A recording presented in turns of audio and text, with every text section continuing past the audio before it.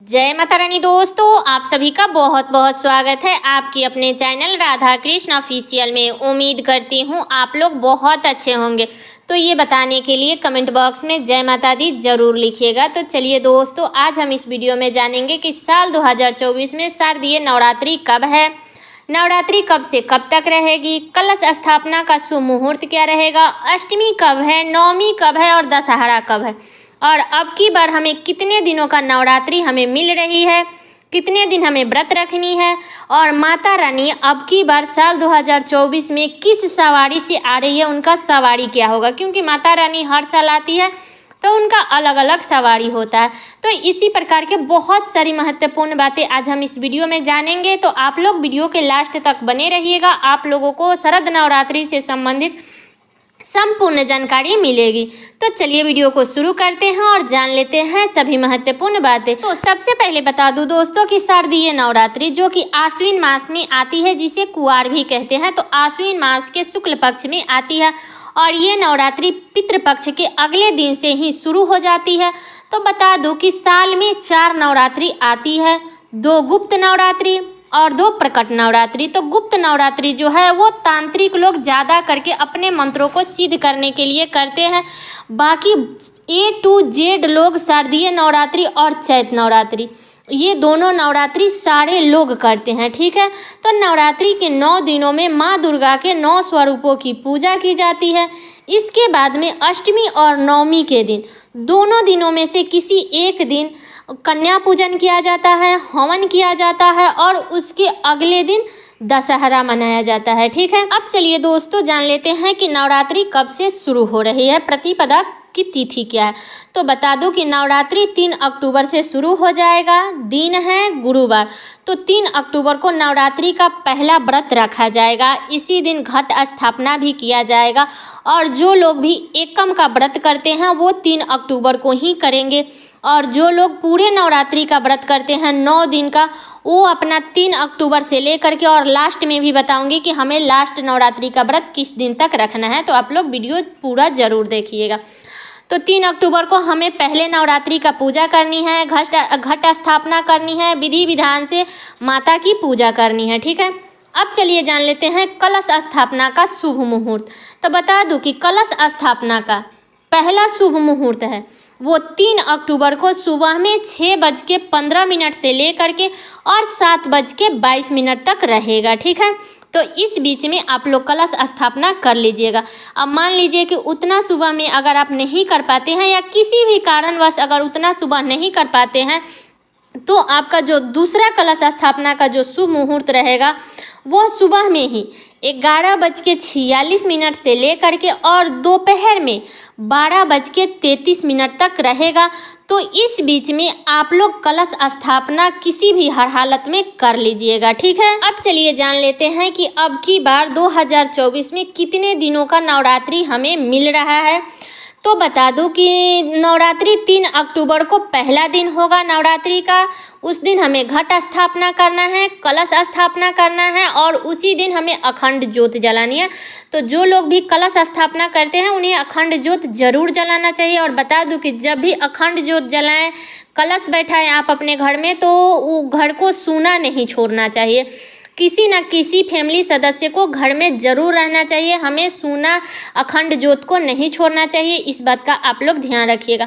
तो 3 अक्टूबर को पहला दिन है, तो उस दिन हमें विधि विधान से माँ शैलपुत्री की पूजा करनी है। दूसरे दिन 4 अक्टूबर को माता ब्रह्मचारिणी की पूजा की जाएगी और तीसरे दिन 5 अक्टूबर को माँ चंद्रघंटा की पूजा की जाएगी और चौथे दिन 6 अक्टूबर को माँ कुष्मांडा की पूजा की जाएगी और 7 अक्टूबर को माता स्कंद माता की पूजा की जाएगी और 8 अक्टूबर को छठा दिन माता कात्यायनी की पूजा की जाएगी और 9 अक्टूबर को सप्तमी के दिन माँ कालरात्रि की पूजा की जाएगी और 10 अक्टूबर को 8वां दिन है। जिसको भी अष्टमी का व्रत करना है वो 10 अक्टूबर को करेंगे, तो 8वां दिन माता महागौरी की पूजा की जाएगी। तो 10 अक्टूबर को महाअष्टमी है। 11 अक्टूबर को माता सिद्धिदात्री की पूजा की जाएगी, जो कि नवरात्रि का अंतिम दिन होता है। तो इनके पूजा किए बिना हमें नवरात्रि का संपूर्ण फल प्राप्त नहीं होता है। इसलिए प्रतिपदा से लेकर के और नौमी तिथि तक माँ दुर्गा की विधि विधान से पूजा किया जाता है। तो बता दूं कि बहुत सारे लोग हैं जो नौमी के दिन कन्या पूजन कर लेते हैं, हवन कर लेते हैं, इसके बाद में वो लोग भोजन ग्रहण कर लेते हैं, नमक खा लेते हैं। तो देखिए, ऐसा गलती हमें नहीं करनी है। अगर हम 9वां दिन नमक खा लेंगे तो हमें पूरे 9 दिन का नवरात्रि नहीं हो पाएगा। इसलिए हमें 10वीं के दिन ही नमक खाना चाहिए, ठीक है।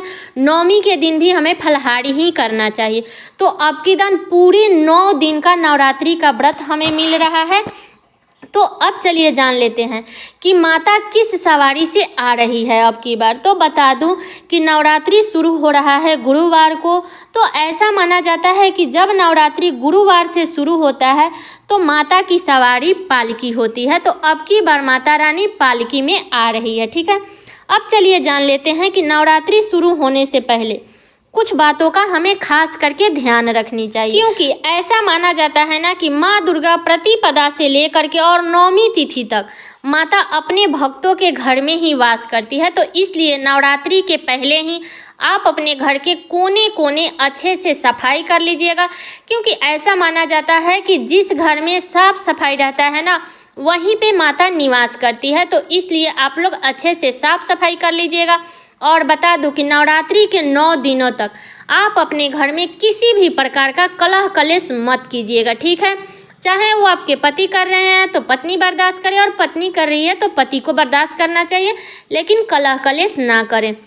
और वहीं पर माता का आगमन होता है, जहाँ पर शांति होती है, साफ स्वच्छ जगह रहता है, वहीं पे माता का आगमन होता है।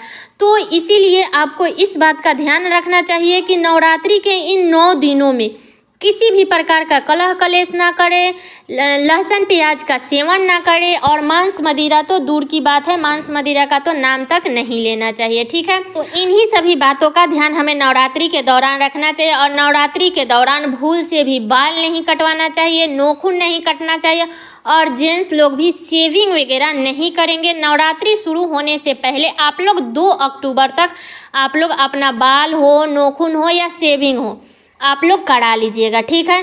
तो ये सब कार्य हमें नवरात्रि के दौरान नहीं करनी है, नवरात्रि से पहले ये सब आप लोग कार्य कर लीजिएगा। अगर हम पूरे नवरात्रि में विधि विधान से माता की पूजा करते हैं, उनके मंत्रों का जाप करते हैं, तो पूरे नवरात्रि ऐसा करते हैं, तो ऐसा करने से हमारी सभी मनोकामनाएं पूरी हो जाती है। इसलिए नवरात्रि के दौरान हमें किसी भी प्रकार का कोई गलती नहीं करनी चाहिए, किसी का अपमान नहीं करनी चाहिए, ठीक है। तो अब चलिए जान लेते हैं कि दशहरा कब है। तो बता दूं कि दशहरा 12 अक्टूबर को मनाया जाएगा, ठीक है। तो सारी बातें क्लियर हो गई नवरात्रि से संबंधित। तो उम्मीद करती हूँ कि आप लोगों के लिए वीडियो बहुत ही उपयोगी होगा। और ये वीडियो मेरा यहीं तक का था। कैसा लगा ये वीडियो आप लोग कमेंट करके ज़रूर बताइएगा। चैनल पे नए आए हैं तो सब्सक्राइब कर लीजिएगा, बेल आइकन को प्रेस कर दीजिएगा, जिससे मेरे वीडियो का नए नोटिफिकेशन आप सभी के पास में सबसे पहले पहुंचे। और वीडियो को लाइक कर दीजिएगा, क्योंकि आपके एक लाइक से मुझे बहुत ही मोटिवेट मिलता है। तो वीडियो को लाइक कर दीजिएगा और वीडियो को शेयर कर दीजिएगा, ताकि हर किसी को नवरात्रि से संबंधित संपूर्ण जानकारी प्राप्त हो सके। तो चलिए दोस्तों, मिलती हूँ अगले वीडियो में किसी नए वीडियो के साथ में। तब तक के लिए नमस्कार।